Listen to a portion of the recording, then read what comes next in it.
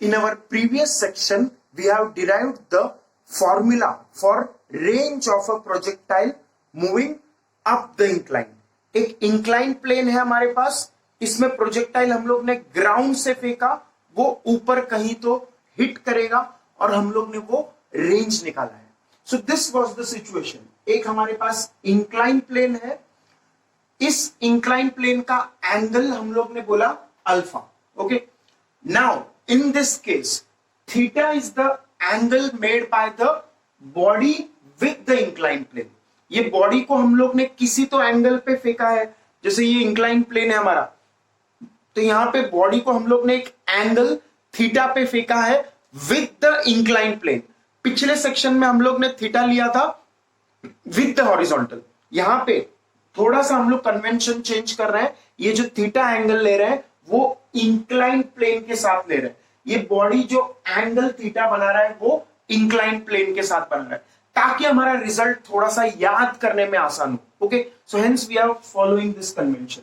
तो theta is the angle made by the body with the incline plane and alpha is the angle of the incline plane with the horizontal. Okay, तो ये convention हम लोग यहाँ पे follow कर रहे हैं. तो बॉडी को हम लोग ने u वेलोसिटी से प्रोजेक्ट किया और इसका हम लोग को तीन पैरामीटर यहाँ पे निकालना है. एक है टाइम ऑफ फ्लाइट, सेकंड है रेंज एंड थर्ड है मैक्सिमम हाइट. तो ये तीनों पैरामीटर हम लोग अभी फाइंड करना चाह रहे हैं. तो for that let us see what is the another approach. पिछले मेथड में हम लोग ने इक्वेशन ऑफ ट्रेजेक्टरी यूज किया और उससे रेंज का फॉर्मूला निकाला. अब हम लोग थोड़ा सा सिंपल मेथड देखते हैं, जिससे हम लोग को टाइम ऑफ फ्लाइट भी आ जाए, मैक्सिमम हाइट भी आ जाए और रेंज भी आ जाए और याद करने में भी थोड़ा सा आसान हो. Okay, so let us see this new method, slightly different approach. तो हम लोग के पास ये इंक्लाइन प्लेन है, उस पे एक बॉडी हम लोग ने प्रोजेक्ट किया. ये ब्लू कलर के रास्ते से हम लोग ने दिखाया, ये बॉडी ब्लू कलर का ट्रेजेक्टरी फॉलो कर रहा है. ओके, और बॉडी का वेलोसिटी ऑफ प्रोजेक्शन है u. It is projected at an angle theta with the incline plane and the angle of inclination of the incline plane with the horizontal is alpha. Okay, तो अब हम लोग यहाँ पे दो directions का बात करेंगे. एक डायरेक्शन हमारे पास है अलोंग द इंक्लाइन प्लेन. ये इंक्लाइन प्लेन के अलोंग जो डायरेक्शन है उसको बोला है direction along the incline plane, this direction. और इस इंक्लाइन प्लेन के परपेंडिकुलर जो डायरेक्शन है उसको हम लोग ने परपेंडिकुलर डायरेक्शन बोला. So this is the perpendicular direction perpendicular to the incline plane and this is the direction along the incline plane. तो दो डायरेक्शन हम लोग बात कर रहे हैं यहाँ पे. तो अगर मैंने क्वेश्चन पूछा तुम्हें रेंज फाइंड करना है, तो रेंज फाइंड करने के लिए हम लोग कौन सा डायरेक्शन लेंगे? तो इंक्लाइन प्लेन वाला डायरेक्शन लेंगे, क्योंकि रेंज ये वाला डिस्टेंस है. This is the distance along the incline plane. एक पार्टिकल अगर इंक्लाइन प्लेन पे प्रोजेक्ट किया है तो ये हम लोग का रेंज है. This range is along the incline plane. Range is the distance along the incline plane. और अगर मैं मैक्सिमम हाइट का बात करूं तो that will be like this. ये प्रोजेक्टाइल यहां से ऐसे गया तो this will be perpendicular direction. तो अगर इंक्लाइन प्लेन पे मैंने बॉडी को फेंका तो ऐसे रास्ते से जाएगा कि नहीं? तो trajectory will be like this. तो height will be perpendicular to the incline plane and range will be along the incline plane. तो ये तो हम लोग को याद रखना है. Okay, so let us first find the time. पहले हम लोग टाइम ऑफ फ्लाइट का वैल्यू निकालते हैं. यहाँ पे प्रोजेक्टाइल को यहां से ऊपर इंक्लाइन प्लेन पे हिट करने के लिए कितना टाइम लगेगा, that is the time of flight. तो वो हम लोग कैसे निकालेंगे? तो we will use the perpendicular direction. अब देखो हम लोग के पास g वेक्टर है, तो g वेक्टर हम लोग ने यहां पे दिखाया. मान लो suppose this is g vector, तो ये हम लोग का acceleration due to gravity g vector है. इस g वेक्टर का दो कंपोनेंट्स हमारे पास होगा. एक होगा along the incline which is like this और दूसरा होगा परपेंडिकुलर टू द इंक्लाइन. तो दो कंपोनेंट हम लोग लेंगे. ये g जो ब्लैक कलर में मैंने दिखाया, g is acceleration due to gravity. It is in vertically downward direction. इसका दो कंपोनेंट होगा, एक अलोंग द इंक्लाइन और एक perpendicular to the incline like this. इस g का दो कंपोनेंट है. ये देखो मैं अगर दिखाऊं यहाँ पे तो g इज वर्टिकली डाउनवर्ड, ये ब्लैक मार्कर, और ये ब्लू मार्कर से मैंने अलोंग द इंक्लाइन दिखाया और ये रेड मार्कर से मैंने परपेंडिकुलर टू द इंक्लाइन दिखाया। ऐसा क्यों? क्योंकि हम लोग का इंक्लाइन प्लेन ऐसा था, this was the incline plane. तो ये ब्लू कलर का marker along the incline plane है और उसके परपेंडिकुलर ये रेड मार्कर। तो दो कंपोनेंट है हमारे पास जी का। तो let me show you two in the diagram. तो हम लोग का जी वर्टिकली डाउनवर्ड ये वाला, और ये एंगल अल्फा है। This we can prove by the theorem which we have studied. Angle between two lines is angle between the perpendiculars. तो अगर ये एंगल अल्फा है तो ये एंगल भी अल्फा आएगा। Bye the theorem angle between two lines is angle between their perpendiculars. तो ये अल्फा है तो हम लोग ये भी अल्फा प्रूव कर सकते हैं। तो हम लोग अगर ये अल्फा एंगल प्रूव किया और तो फिर ये जी का कंपोनेंट अलोंग अल्फा कितना आएगा? G cos alpha. So g cos alpha is the component of acceleration due to gravity g perpendicular direction में, in the perpendicular direction। तो ये हम लोग ऐसे देख सकते हैं, मान लो ये हमारा g वेक्टर है, तो g वेक्टर इसका जो कंपोनेंट है ये एंगल अल्फा है, ये एंगल कितना है? अल्फा। तो परपेंडिकुलर कंपोनेंट, परपेंडिकुलर किसके? इंक्लाइन प्लेन पे। ये हमारा इंक्लाइन प्लेन है, इंक्लाइन प्लेन के परपेंडिकुलर कंपोनेंट कितना आएगा? ये g वेक्टर है वर्टिकली डाउनवर्ड, तो ये आएगा g cos अल्फा। ओके, तो ये g cos alpha perpendicular component है और g sin alpha along the incline वाला कंपोनेंट है। g sin alpha along the incline, g cos alpha perpendicular. देखो वापस एक बार देखते हैं हम लोग। ये हमारा g वेक्टर, ये हमारा ब्लू कलर में along the incline g sin alpha, और ये perpendicular g cos alpha. Red colour में g cos alpha, blue colour में g sin अल्फा, मार्कर के हिसाब से देखा जाए तो। Okay, so these are the components, g cos alpha perpendicular component, g sin alpha along the incline वाला component. Okay, तो these are the two components for g। अब इस इंक्लाइन प्लेन का जो प्रॉब्लम है इसको हम लोग थोड़ा इजी करने के लिए, हमारा प्रोजेक्टाइल पाथ कैसे था? देखो, ये अगर हम लोग प्रोजेक्टाइल ऐसे दिखा रहे थे, ये इंक्लाइन प्लेन था और पार्टिकल यहां से ऐसे जा रहा था, पार्टिकल यहां से ऐसे जा रहा है। इसको हम लोग नॉर्मल इस प्लेन को अगर रोटेट करें, इंक्लाइन प्लेन को अगर रोटेट करूं मैं, देखो ये पार्टिकल यहां से ऐसे इंक्लाइन प्लेन पे हिट कर रहा है, तो अगर मैं इस प्लेन को रोटेट करके ऐसा कर दूं तो ये हमारा नॉर्मल प्रोजेक्टाइल मोशन हो जाएगा कि नहीं? अगर मैं इंक्लाइन प्लेन को रोटेट करके हॉरिजॉन्टल कर दूं तो अगर नॉर्मल प्रोजेक्टाइल मोशन हो जाएगा कि नहीं? जो प्रोजेक्टाइल मोशन पहले ऐसे हो रहा था अप द इंक्लाइन, जब इस इंक्लाइन को रोटेट कर देंगे तो ये हो जाएगा हमारा normal projectile motion. Normal projectile motion जो हम लोग ने सबसे पहले पढ़ा था, तो उस फॉर्म में कन्वर्ट हो जाएगा। तो let us see the analysis. ये देखो, ये ब्लू कलर में मैंने यहां पे दिखाया है, इस प्रोजेक्टाइल के ट्रेजेक्टरी को मैं अगर इंक्लाइन को रोटेट कर दूं तो ये ऐसा हो जाएगा कि नहीं, जैसा हम लोग का नॉर्मल प्रोजेक्टाइल मोशन का सिचुएशन है। तो अगर नॉर्मल प्रोजेक्टाइल मोशन सिचुएशन आ जाएगा, हमारे पास u का कंपोनेंट होगा u cos theta which is along the horizontal and u sin theta in the vertical direction। तो इस प्रोजेक्टाइल मोशन को अगर थोड़ा सा रोटेट कर दे तो हम लोग का ऐसा डायग्राम बनेगा। ओके, तो अब सोचो ये कौन सा कंपोनेंट g का एक्ट करेगा? g का कौन सा कंपोनेंट एक्ट करेगा? तो g का कंपोनेंट यहां पे वर्टिकली डाउनवर्ड डायरेक्शन में आएगा g cos अल्फा। ये देखो, ये थोड़ा अंडरस्टैंड करना पड़ेगा तुम्हें। ये देखो, ये g cos अल्फा जो कंपोनेंट है वो परपेंडिकुलर टू द इंक्लाइन है। जब हम लोग इस इंक्लाइन प्लेन को रोटेट कर देंगे, हॉरिजॉन्टल कर देंगे, तो एट दैट टाइम ये हम लोग का g cos alpha vertically downward direction में हो जाएगा। आफ्टर रोटेशन, रोटेशन होने के बाद, upon rotation what will happen is g का जो कंपोनेंट परपेंडिकुलर में था, ये देखो ऐसा था, ये हम लोग का इंक्लाइन प्लेन है और ये इंक्लाइन प्लेन के परपेंडिकुलर हमारा ये g cos अल्फा था। जब ये इंक्लाइन प्लेन हॉरिजॉन्टल हो जाएगा तो ये g cos alpha vertically downward हो जाएगा। देखो ऐसा था, ये g cos alpha red marker में और ये इंक्लाइन प्लेन। जब हम लोग ने ये ऐसा हॉरिजॉन्टल कर दिया इंक्लाइन प्लेन को, तो g cos alpha vertically downward direction में, वही हम लोग यहाँ पे देख रहे हैं, g cos alpha is in vertically downward direction. Okay, तो अब सोचो थोड़ा, u का कौन सा कंपोनेंट ऊपर है? u sin theta. और जब ये पार्टिकल यहां से निकल के यहां पे जमीन पे वापस हिट करेगा, इंक्लाइन प्लेन को हिट करेगा, तो ये नीचे u sin थीटा होगा। ओके, क्योंकि हम लोग प्रोजेक्टाइल मोशन में देखते हैं, ये प्रोजेक्टाइल मोशन में अगर हमारे पास पार्टिकल है, तो ये हमारा पार्टिकल, तो अगर ये u वेलोसिटी से आया तो यहां पे u वेलोसिटी से प्रोजेक्ट किया तो ग्राउंड को भी u वेलोसिटी से हिट करेगा।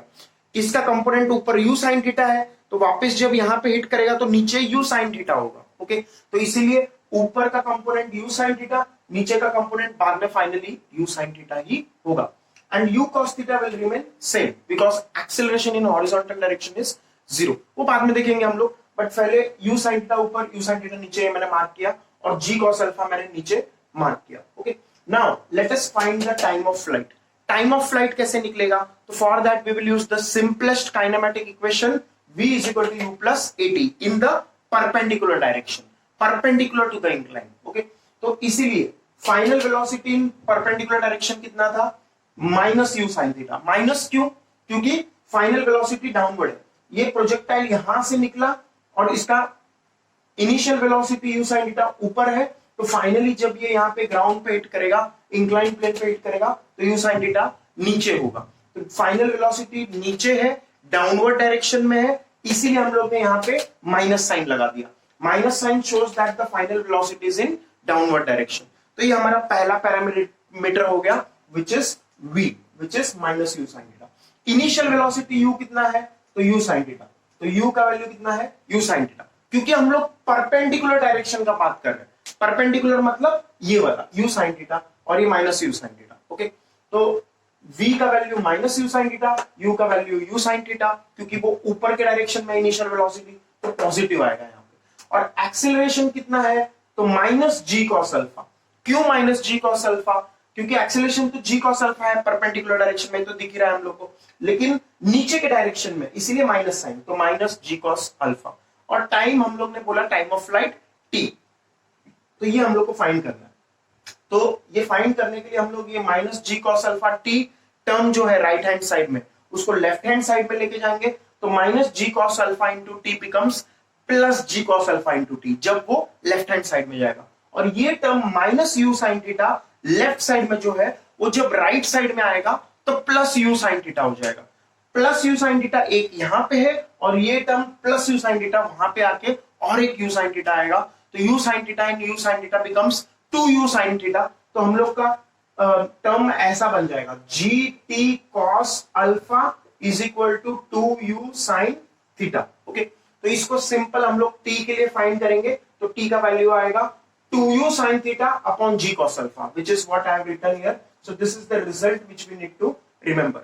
Time of flight is 2u sin theta upon g cos alpha. अब देखो इतना सारा हम लोग ने एनालिसिस क्यों किया? Because we want to understand कि जब हम लोग पहले हॉरिजॉन्टल में प्रोजेक्टाइल मोशन पढ़ रहे थे, देखो जब हम लोग के पास हॉरिजॉन्टल में प्रोजेक्टाइल मोशन था, ग्राउंड से ग्राउंड पे हिट कर रहा था, ग्राउंड टू ग्राउंड, तो टाइम ऑफ फ्लाइट का वैल्यू कितना था?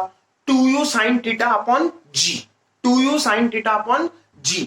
सिर्फ यहां पे फर्क क्या है?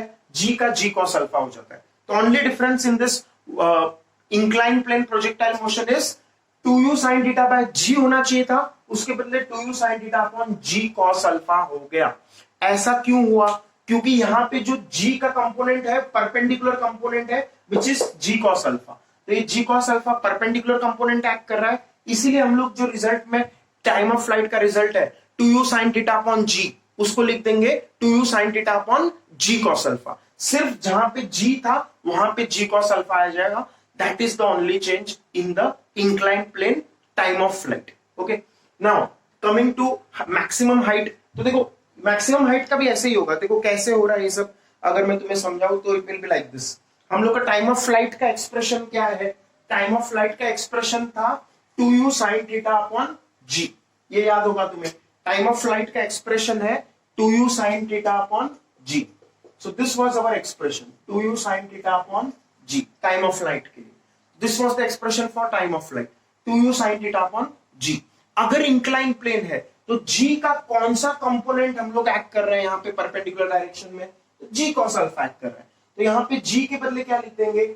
g cos alpha. तो that is the only change. Okay, g के बदले g cos अल्फा आएगा। फिर मैक्सिमम हाइट का हम लोग फॉर्मूला अगर याद करें, एच मैक्स का फॉर्मूला हम लोग का नॉर्मल सिचुएशन में क्या था? H max if you remember u square sine square theta upon 2g, ये तुम्हें फॉर्मूला याद होगा। Maximum height u square sine square theta upon 2g, ये हमारा नॉर्मल प्रोजेक्टाइल मोशन का प्रॉब्लम था। देखो जब प्रोजेक्टाइल मोशन ऐसे हो रहा था horizontal to horizontal, ground to ground, okay, तो उस केस में मैक्सिमम हाइट का फॉर्मूला था u square sine square theta upon 2g। यहां पे जब इंक्लाइन प्लेन है तो हम लोग का प्रोजेक्टाइल मोशन का मैक्सिमम हाइट का फॉर्मूला क्या बनेगा? देखो पहले ऐसा था, प्रोजेक्टाइल ऐसे हो रहा था ग्राउंड टू ग्राउंड, अब इंक्लाइन प्लेन हो गया तो प्रोजेक्टाइल ऐसे हो रहा है, तो हाइट हम लोग का थोड़ा सा टेढ़ा है यहाँ पे, तो जी भी जो है उसका परपेंडिकुलर कंपोनेंट लेंगे which is g cos alpha. तो यहाँ पे सिर्फ जी के बदले यहाँ पे क्या आ जाएगा? G cos alpha. तो that is the result, H max is u square sine square theta upon 2g cos alpha. सिर्फ g के बदले g कॉस अल्फा आ गया। That is the only change from the horizontal projectile motion. Okay, देखो अब ये derive कैसे करेंगे? तो we will do the same kind of derivation. Highest point पे फाइनल वेलोसिटी कितना है? हाईएस्ट पॉइंट पे 0, तो v का वैल्यू कितना रखेंगे? 0। और u कितना है? u sin theta, perpendicular component का बात चल रहा है, तो u का वैल्यू रखेंगे u sin theta, u square बन जाएगा u square sin square theta.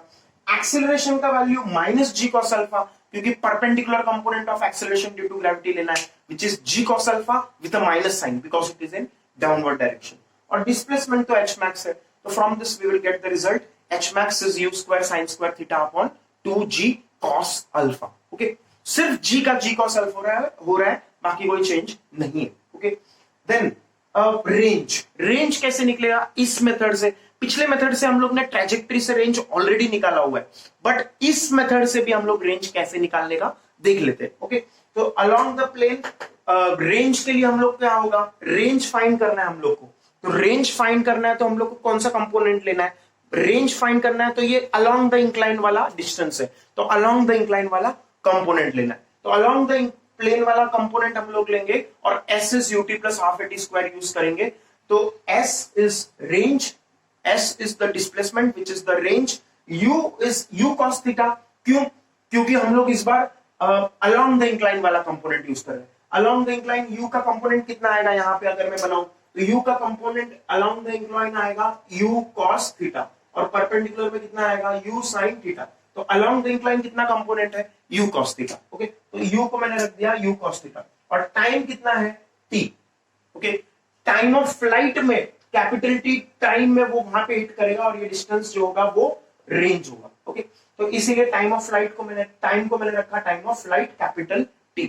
और एक्सेलरेशन अलोंग हॉरिजॉन्टल कितना है? देखो g sin alpha, g cos alpha perpendicular वाला एक्सेलरेशन है, g sin alpha along the incline वाला कंपोनेंट है। तो हम लोग ने एक्सेलरेशन को रखा minus g sin alpha. Minus क्यों रखा? क्योंकि ये जो कंपोनेंट है ये हम लोग ने पॉजिटिव एक्स डायरेक्शन माना। Up the incline is positive x direction, down the incline will be negative x direction. Negative x direction में g sin अल्फा है, इसीलिए माइनस g sin अल्फा। और टाइम t को हम लोग ने फिर से कैपिटल T रख दिया। Now in this equation you will substitute this value of time. ये टाइम का जो वैल्यू है वो यहाँ पे हम लोग पुट करेंगे, यहाँ पे भी हम लोग पुट करेंगे, and finally we will get the result which we have already proved in our previous section. The range, if you remember, उसका फॉर्मूला हम लोग ऐसे निकालेंगे 2u square sin theta cos of theta plus alpha upon g cos square alpha।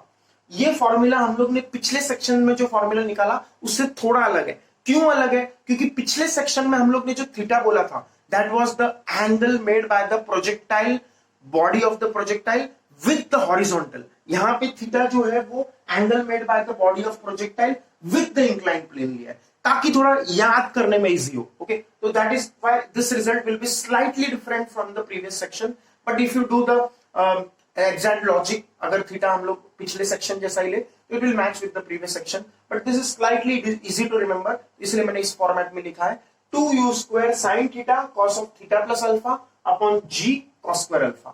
Here theta is the angle made by the projectile with the incline, alpha is the angle of incline with the horizontal। Okay, तो ये हम लोग का range का formula आ गया।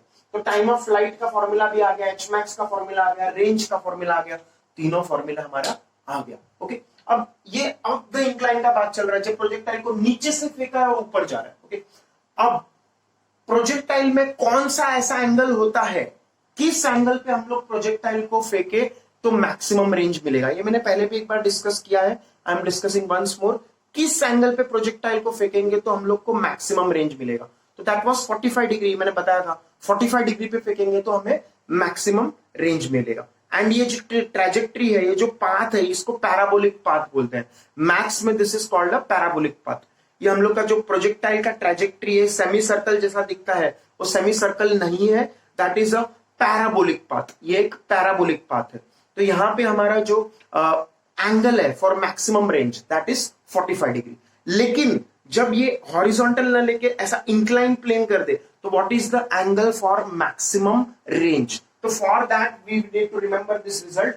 This angle theta should be 45 minus alpha upon 2। Alpha is the angle of inclination of the incline plane with the horizontal. Okay, तो theta का value होता है 45 माइनस अल्फा बाय 2। जब हम लोग इस इक्वेशन में थीटा का वैल्यू रखेंगे 45 minus alpha by 2, then we will get the maximum range will come out to be u square upon g into 1 plus cos alpha. अब तुम बोलोगे ये रिजल्ट कैसे आए हम लोग को? तो कैसे आए ये हम लोग को थोड़ा सा मैथ्स यूज करके आता है। When we want this quantity to be maximum we have to differentiate it.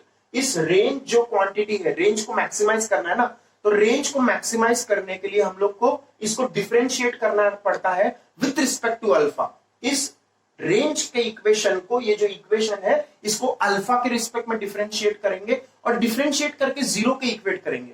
Differentiate करके जब हम लोग क्वांटिटी को जीरो के इक्वेट करते हैं तब हम लोग का जो थीटा का वैल्यू आता है वो है 45 माइनस अल्फा बाय 2। ओके, अब डिफरेंशिएट करके जब हम लोग क्वांटिटी को वैल्यू निकालते हैं और वो वैल्यू सब्स्टिट्यूट करते हैं तो जो क्वांटिटी का वैल्यू आता है वो मैक्सिमा आता है या मिनिमा आता है। ओके, तो ऐसा मैथमेटिक्स में प्रोसेस है। Later on you will study in 12th standard maxima and minima. Mathematics में कंसेप्ट होता है। इस रेंज के इक्वेशन को हम लोग डिफरेंशिएट करते हैं अल्फा के रिस्पेक्ट में and we get this value of theta 45 minus alpha by 2। Okay, and on substituting this value of theta in this equation we get the maximum value of range as u square upon g into 1 plus cos alpha। okay, थोड़ा सा higher level mathematics है, ये 12th का mathematics है। तो for now don't go into all those stuff, just remember this कि theta का value होता है 45 minus alpha by 2 for maximum range for a projectile travelling up the incline, जब प्रोजेक्टाइल ऊपर जा रहा है। Now coming to second case which is projectile travelling down the incline. ऊपर से फेंका है, नीचे आ रहा है। देखो अब तक हम लोग इंक्लाइन प्लेन में क्या कर रहे थे, नीचे से प्रोजेक्टाइल ऊपर फेंक रहे थे। अब हम लोग उल्टा करेंगे, ऊपर से प्रोजेक्टाइल नीचे फेंकेंगे। ओके, और ऊपर से किस एंगल पे प्रोजेक्टाइल फेंका है, तो हम लोग यहाँ पे थीटा एंगल पे फेंकते हैं। तो projectile is thrown at an angle theta. Okay, तो उस केस में हम लोग का रिजल्ट क्या आता है, मैंने projectile is throne down the incline, तो हमारा टाइम ऑफ फ्लाइट उतना ही होता है 2u sin theta upon g cos alpha. फिर मैक्सिमम हाइट भी सेम आता है u square sine square theta upon 2g cos alpha. सिर्फ रेंज का फॉर्मूला थोड़ा सा फर्क आ जाता है, यहाँ पे थीटा प्लस अल्फा है, उसके बदले यहाँ पे थीटा माइनस अल्फा है। तो range comes out to be 2u square sine theta cos of theta minus alpha upon g cos square alpha. Okay, और मैक्सिमम थीटा का वैल्यू क्या होना चाहिए कि रेंज मैक्सिमम मिले, तो यहाँ पे उल्टा आता है रिजल्ट 45 प्लस अल्फा बाय 2। यहाँ पे अप द इंक्लाइन पे 45 डिग्री माइनस अल्फा बाय 2 है, डाउन द इंक्लाइन में 45 डिग्री प्लस अल्फा बाय 2 है। That is the only change. और मैक्सिमम वैल्यू ऑफ रेंज क्या आएगा, सिर्फ यहाँ पे प्लस का माइनस हो जाएगा, प्लस का माइनस हो जाएगा, तो u square upon g into 1 minus cos alpha. Okay, तो ये रिजल्ट हम लोग को याद रखने हैं। We have to remember this results and we have to have this diagram in our mind. हम लोग को डायग्राम याद रखना है। What is alpha? Alpha is the angle of the incline plane with the horizontal. What is theta? Theta is the angle made by the body with the horizontal. With the inclined plane. Theta is the angle made by the projectile body with the inclined plane. ये याद रखो। फिर जब down the incline लेते हैं तो theta is again the angle made by the body with the inclined plane. Alpha is angle made by the inclined plane with the horizontal. तो these results we have to remember by heart। और थोड़ा सा मैंने idea दे दिया इनका derivation कैसा है, but main जो मुद्दे का बात हम लोग को याद रखना है वो सिंपल बात है। सिर्फ यहाँ पे इंक्लाइन प्लेन में टाइम ऑफ फ्लाइट और मैक्सिमम हाइट में छोटा सा चेंज आएगा। जैसे हम लोग वहां पे पहले क्या फॉर्मूला था हमारे पास, इफ यू रिमेंबर, हम लोग का टाइम ऑफ फ्लाइट का फॉर्मूला था 2u sin theta upon g, horizontal incline plane. Normally जब प्रोजेक्टाइल ग्राउंड से ग्राउंड जाता है, सिर्फ इंक्लाइन प्लेन के क्वेश्चन में जी का कंपोनेंट हम लोग ये वर्टिकली डाउनवर्ड ना लेके जी कॉस अल्फा लेते हैं, तो जी के बदले यहां पे क्या आएगा, जी कॉस अल्फा। तो that is the only change for time of flight. और मैक्सिमम हाइट का फॉर्मूला क्या था पहले, तो u square sine square theta upon 2g, ऐसा फॉर्मूला था। Maximum height is u square sine square theta upon 2g। उसके बदले g के बदले फिर से क्या आ जाएगा, g cos अल्फा। तो h max is equal to U square sine square theta upon 2g becomes U square sine square theta upon 2g cos alpha. तो that is the only change. तो टाइम ऑफ फ्लाइट और h max तो एकदम easy है। फिर range हम लोग ने पिछले डेरिवेशन से प्रूव किया था by using equation of trajectory, वो तो तुम्हें पूरा समझ में आ रहेगा। अगर वो नहीं समझा तो ये दूसरा मेथड भी मैंने बताया, by using the kinematic equation S is UT plus half it square. By any of those methods you can prove that the range for an inclined plane when it goes up the incline is given by this equation 2u square sin theta cos of theta plus alpha upon g cos square alpha। Okay, तो ये up the incline के results है, और down the incline में सिर्फ theta plus alpha के बदले theta minus alpha आ जाएगा। That is the only change. So this is easy to understand. Try to remember this result, and this results are important from competitive exam point of view. ये हम लोग को 11th 12th में ये सब नहीं आता है, इंक्लाइन प्लेन प्रोजेक्टाइल वाले questions. These are important from competitive exam point of view. If you are giving JEE, NEET, then these results are helpful. But in 11th 12th